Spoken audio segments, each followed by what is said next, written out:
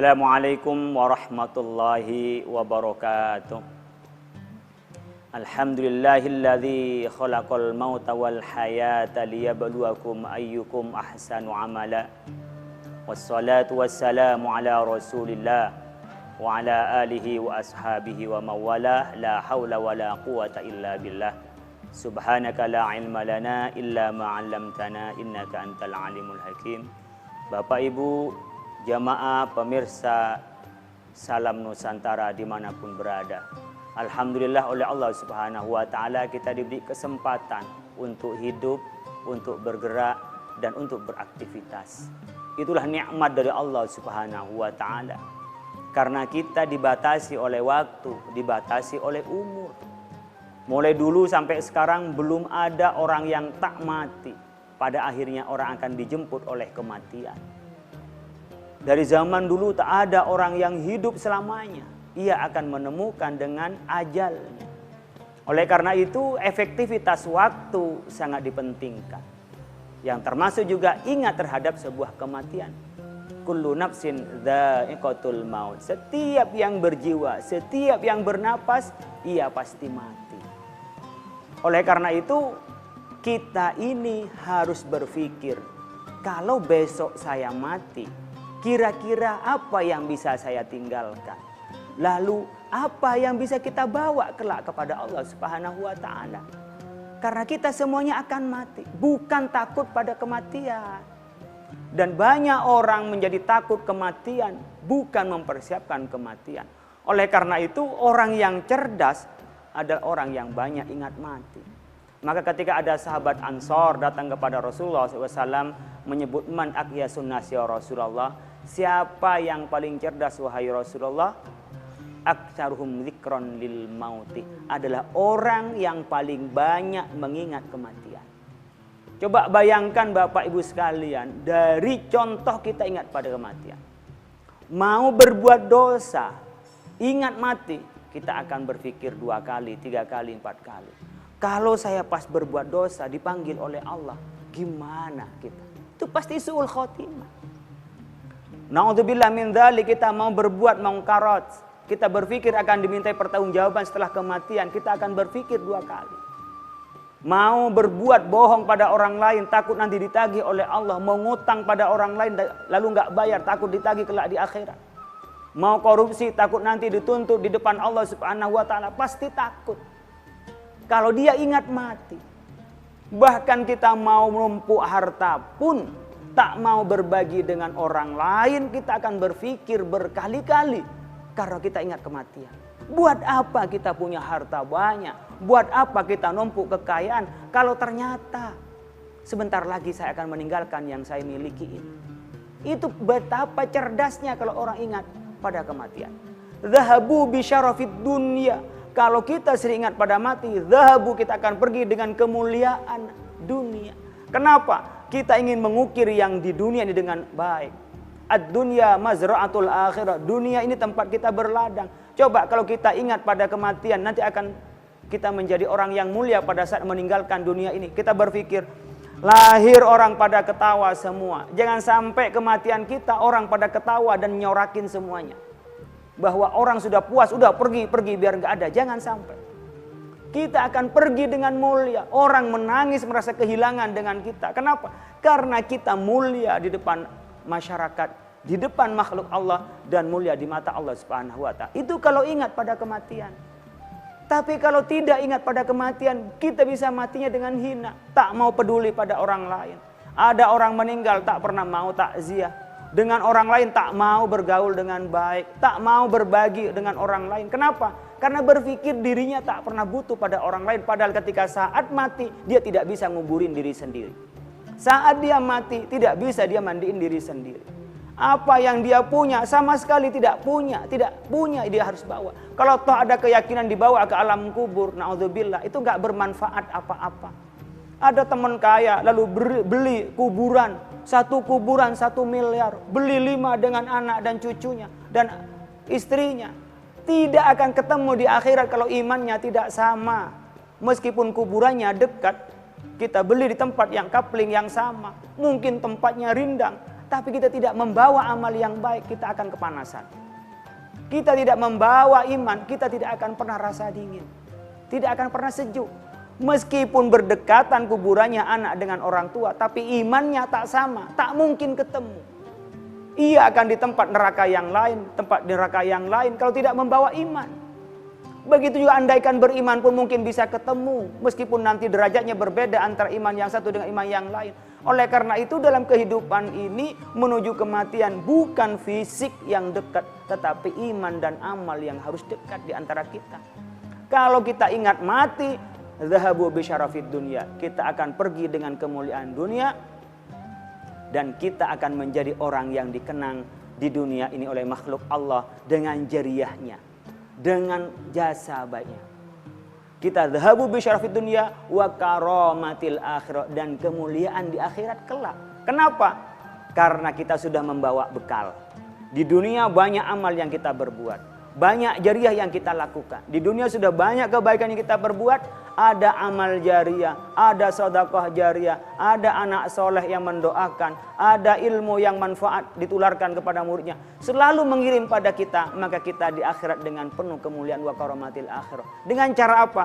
Ketika kita ingat kematian. Coba enggak ingat kematian, maksiat seenaknya, bohong seenaknya, lalu juga menganiaya orang lain dengan seenaknya, zalim semaunya kepada yang lain. Kenapa? Tidak ingat kematian itu.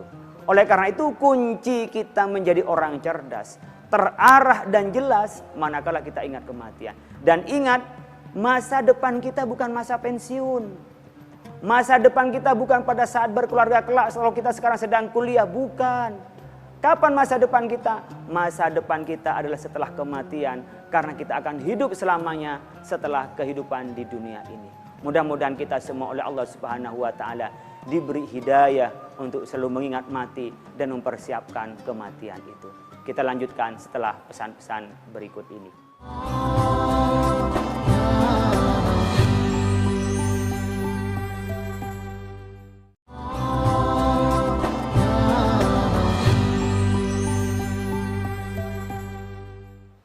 Pemirsa yang dirahmati oleh Allah Subhanahu wa taala, dimanapun kita berada, kita akan menjemput kematian. Dan kehidupan ini adalah cobaan bagi kita. Allazi khalaqal mauta wal hayata liyabluwakum ayyukum ahsanu amala. Allah menciptakan kehidupan, menciptakan kematian, kematian dan kehidupan, untuk menghitung siapa yang lebih banyak berbuat kebaikan. Ayyukum ahsanu amala, mana amalnya lebih baik. Maka fastabiqul khairat, kita berlomba-lomba di dalam kebaikan.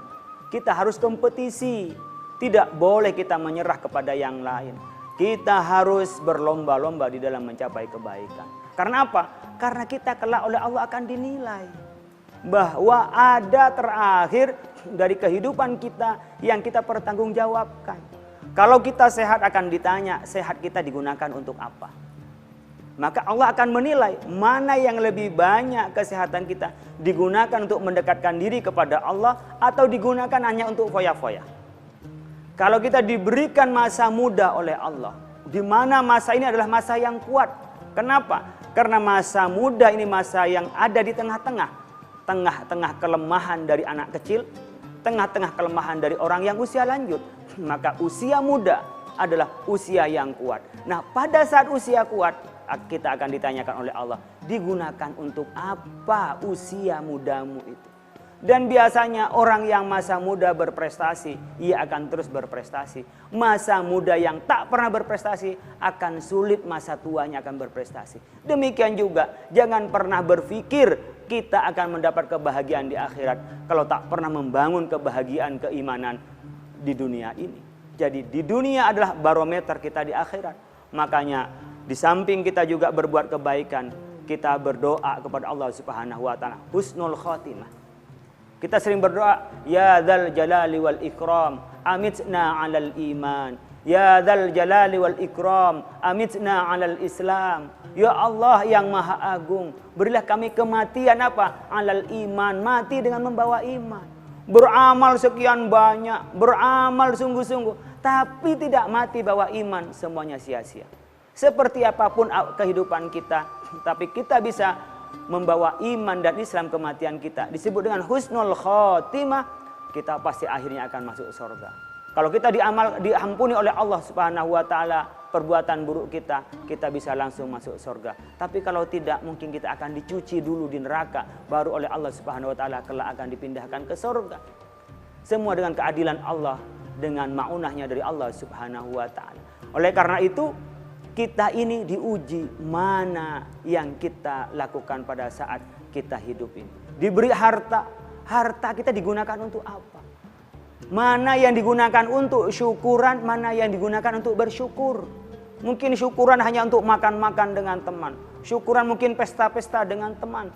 Tapi bersyukur adalah menggunakan harta itu untuk kebaikan dan untuk mendekatkan diri kepada Allah Subhanahu wa taala. Contoh terkecil, ketika kita tidak punya kerjaan, cari pekerjaan. Mudah-mudahan saya mendapat kerjaan. Tapi pada saat bekerja kita nggak bisa sungguh-sungguh.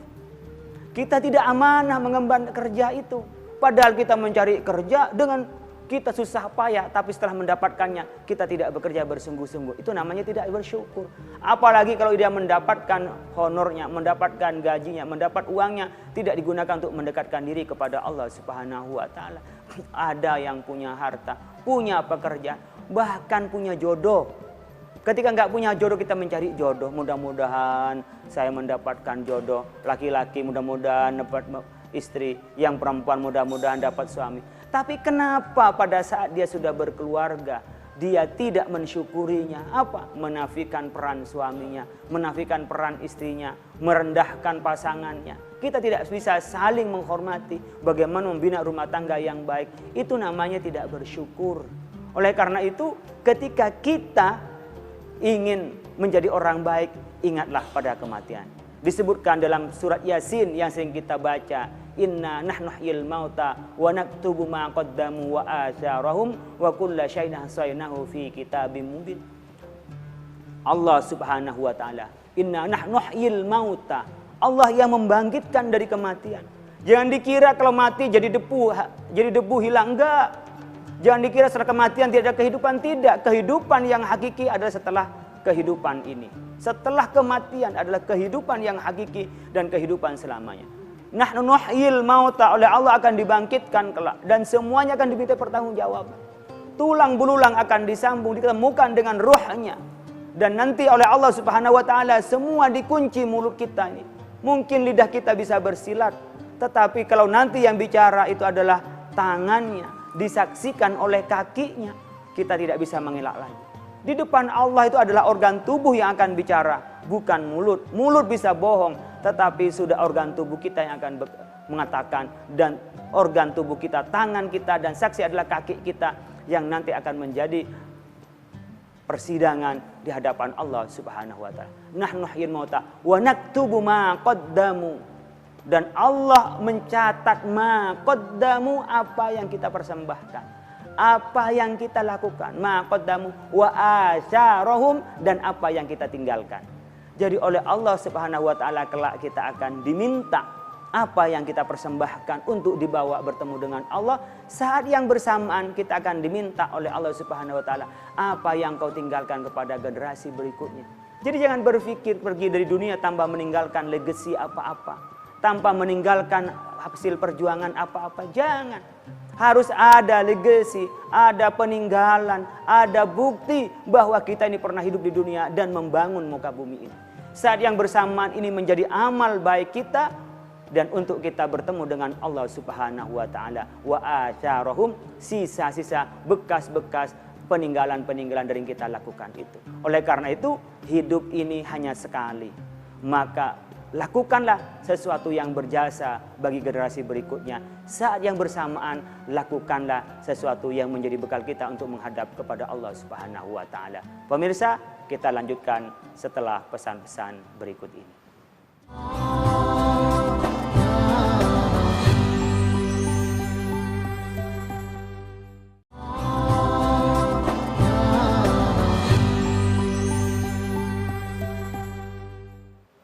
Pemirsa, salam Nusantara dimanapun berada. Alhamdulillah kita diberi kesempatan untuk hidup. Dan hidup hanya sekali. dan akan dipertanggungjawabkan di depan Allah Subhanahu wa taala.